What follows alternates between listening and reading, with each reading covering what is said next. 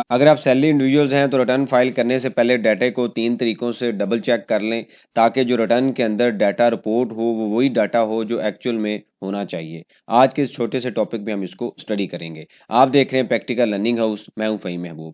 वापस आते हैं टॉपिक के ऊपर। हमेशा की तरह मेरी कोशिश रही है कि जो ऑपरेशनल इश्यूज़ हैं, प्रैक्टिकल इश्यूज़ हैं, जैसे कि आप सबको पता है चैनल का नाम भी प्रैक्टिकल लर्निंग हाउस है, उसके ऊपर हम उस टॉपिक के ऊपर डिस्कशन करें जो टू द पॉइंट्स हैं और हमें पता हो कि हम क्या क्या रिस्क कैरी कर रहे हैं और अगर हमने रिटर्न फाइल करानी है या करनी है तो हमें पता हो कि हमने क्या क्या चीज़ें किस एंगल पे चेक करनी है। तो इस लेक्चर के अंदर 3 पॉइंट बेसिकली हम स्टडी करेंगे। सबसे पहला जो पॉइंट है वो ये है कि कोई भी अगर सैलरी इंडिविजुअल्स है, अगर हम प्राइवेट कंपनी प्राइवेट कोई इंडिविजुअल की बात करें या गवर्नमेंट की बात करें तो उनके पास सैलरी स्लिप भी अवेलेबल होती है। जो गवर्नमेंट एम्प्लॉइज़ हैं उनके पास सैलरी स्लिप अवेलेबल होती है और जो प्राइवेट किसी जगह पे काम करते हैं अदर देन गवर्नमेंट में काम करते हैं तो उनको सैलरी स्लिप के साथ साथ एक डिडक्शन सर्टिफिकेट भी मिलता है। अब डिडक्शन सर्टिफिकेट क्या होता है? डिडक्शन सर्टिफिकेट बेसिकली एक सर्टिफिकेट है जिसके ऊपर ये आपके सामने है। इसके ऊपर सारी इन्फॉर्मेशन लिखी होती है कि आप किस पीरियड से किस पीरियड तक आप कितनी सैलरी थी, जो भी जिस पीरियड का आप डिडक्शन सर्टिफिकेट ले रहे हैं और इतना टैक्स हमने विदहेल्ड किया है। इसके ऊपर हम लेक्चर वैसे पहले देख चुके हैं, लेकिन ये सिंपल एक फॉर्म होता है जो आपको कंपनी की तरफ से मिलता है। अब उस सर्टिफिकेट को आपने मैच करना है अपनी सैलरी स्लिप के साथ। क्वाइट पॉसिबल कि जो यहाँ पे टैक्स का बंदा बैठा है या फाइनेंस का बंदा है या एचआर का बंदा है, उनसे अगर कोई मिस्टेक हुई है और आपने सैलरी स्लिप के साथ उसको मैच नहीं किया तो होगा क्या कि सैलरी स्लिप के अंदर डाटा डिफरेंट होगा और जो डिडक्शन सर्टिफिकेट का डाटा है वो डिफरेंट होगा। तो आपने चूंकि मैच नहीं किया, आप ये कहेंगे ये डॉक्यूमेंट बिल्कुल ठीक है, एक्यूरेट है और उस डॉक्यूमेंट की बेस पे आप जो रिटर्न है वो फाइल कर देंगे। हालांकि जो आपकी एक्चुअल में सैलरी है वो पॉसिबल है वो डिफरेंट हो सकती है, वो कम हो सकती है, ज़्यादा हो सकती है, क्योंकि यहाँ पे ह्यूमन एरर अगर होगी और उसको हम क्रॉस चेक नहीं करते तो इसमें गलती के चांसेस है। और मैंने चेक किया है कि इसमें वाकई काफ़ी एरर्स होती हैं, क्योंकि मेरे जितने भी क्लाइंट्स हैं मैं उनको देखता हूँ तो चेक करता हूँ, तो उसके बाद मैं उनसे सैलरी स्लिप भी लेता हूँ। तो ये लाजमी चेक करें। इसमें 90% तक ऐसे इश्यूज निकल आते हैं कि सैलरी स्लिप डिफरेंट है और डिडक्शन सर्टिफिकेट डिफरेंट है, क्योंकि डिडक्शन सर्टिफिकेट को बनाने का भी एक तरीका है, आर्ट है, जो हम डिडक्शन सर्टिफिकेट के लेक्चर में देख चुके हैं।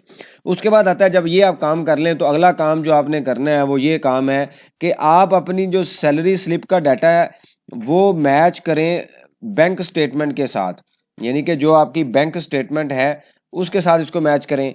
अब ये क्या है कि सैलरी स्लिप लेट से किसी की 1 लाख सैलरी है और सैलरी स्लिप उसको नेट मिल पे, अब 1 लाख में से चूंकि डिडक्शंस भी होती हैं, जैसे ईओबीआई की डिडक्शन होती है, जैसे इनकम टैक्स की डिडक्शन होती है, तो आपको लेट से नेट आपको रिसीव होता है 1 लाख, जो रिसीव हो रहा है नेट वो रिसीव हो रहा है 90, हम अज्यूम कर लेते हैं 95,000 रिसीव हो रहा है। अब बैंक स्टेटमेंट में 95,000 आ रहा है, हालांकि आपकी सैलरी कितनी है 1 लाख। तो आपने बैंक स्टेटमेंट की बेस पे रिटर्न फाइल नहीं करनी। बैंक स्टेटमेंट के अंदर जितनी ट्रांजैक्शंस आ रही हैं उसको बारी बारी सैलरी स्लिप के साथ मैच करें और देखें क्या ये डाटा ठीक आ रहा है। सैलरी स्लिप में भी वही है, बैंक स्टेटमेंट में नेट अमाउंट वही आ रही है जो कि होनी चाहिए।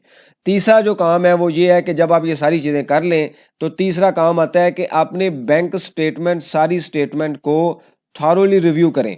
आपकी स्टेटमेंट में जैसे हमने देखा कि 1 लाख सैलरी है और 12 महीने आपकी इस तरह चलते चलते 95,000 हर महीने आपकी जो अमाउंट आ रही है, लेट से जो अभी ऊपर एग्जांपल ली है, लेकिन कुछ ऐसी ट्रांजैक्शंस भी आ रही हैं जो आपने किसी से पैसे लिए बाद में उनको दे दिए, यानी कि वो डेबिट भी हुए, क्रेडिट भी हो गए, और कुछ ऐसी अमाउंट होगी जो आपने रिसीव की हुई है मंथ एंड पे अभी तक नहीं, ईयर एंड पे अभी तक नहीं दी, और कुछ ऐसी है जो आपने किसी को पे की हुई है। तो आपने सारी स्टेटमेंट को रिव्यू करना है, यानी कि अपने बैंक को रिकंसाइल करना है, और ताकि रिटर्न फाइल करने से पहले आपको पता हो कि आपकी कौन सी चीज़ें किस तरीके से हैं और इसी टाइम आप उसको मैनेज करें। लेट से आपने किसी से लोन लिया हुआ है, किसी को लोन दिया हुआ है, तो आप उसके नाम पे सेम रिपोर्टिंग करें ताकि जो आपका डाटा है उनके साथ मैच रहे।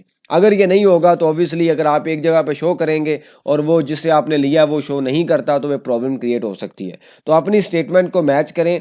ये 3 छोटी सी जो क्विक रीकैप है वो हमने स्टडी किया है कि 3 तरीकों से अगर आप डाटे को मैच करेंगे तो गलती के चांसेस कम से कम होंगे, और बाकी जो एसेट्स हैं, जो दूसरी डिटेल्स हैं, ऑब्वियसली जो वेल्थ के अंदर हमने स्टडी किया आपने वही रूल फॉलो करने हैं। लेकिन रिटर्न के ऊपर काम करने से पहले इसको लाजमी चेक करें। इसको करने के बाद आप एक सेल्फ कॉन्फिडेंस भी फील करेंगे, डाटा भी आपका बेहतर होगा, कंट्रोल होगा। अगर कोई ऐसी चीज़ जो आप भूल चुके हैं अब तो आप टाइमली आइडेंटिफाई भी कर सकेंगे। इससे रेलिवेंट कोई क्वेश्चन हो आप मेंशन कीजिए, उसके ऊपर हम डिस्कशन करेंगे ताकि जो लर्निंग का प्रोसेस है कंटिन्यू रहे। थैंक यू वेरी मच, जज़ाकल्लाह।